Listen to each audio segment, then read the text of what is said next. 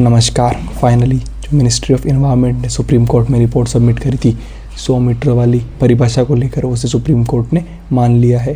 और यही मानने के बाद कुछ बयान सुप्रीम कोर्ट की तरफ से और भूपेंद्र यादव जो इन्वायरमेंट मिनिस्टर हैं इंडिया के, उन्होंने अपनी तरफ से बताया है कि जो अरावली की नई परिभाषा है यह उसके संरक्षण में ही उसकी मदद करेगी और आने वाले टाइम पे जो अवैध खनन हो रहा था पूरे अरावली रेंजेस में, उसको हम रोकने का पूर्ण प्रयास करेंगे।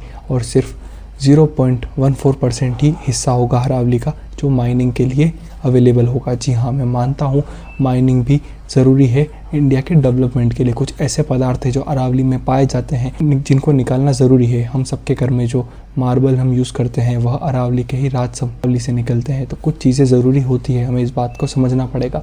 मगर उसी वक्त हमें यह भी ध्यान रखना पड़ेगा अगर कहीं हमें कोई असंवैधानिक गतिविधि या कोई अवैध खनन दिखता है तो हम उसका पूर्णतः विरोध करें। अगर सोशल मीडिया के प्लेटफॉर्म से हम सबको बताएं, अपनी आवाज़ उठाएं, ताकि पूरा भारत एक साथ खड़ा हो और उस चीज़ को अपोज कर सके। हम किसी पार्टी या किसी राजनीतिक दल को अपोज नहीं कर रहे हैं। अगर उनका कोई गलत फैसला होता है तो हमें पूरा हक है उनको अपोज करने का, और यह कोई असंवैधानिक कार्य नहीं है। हम किसी एक पार्टी की तरफदारी नहीं करेंगे।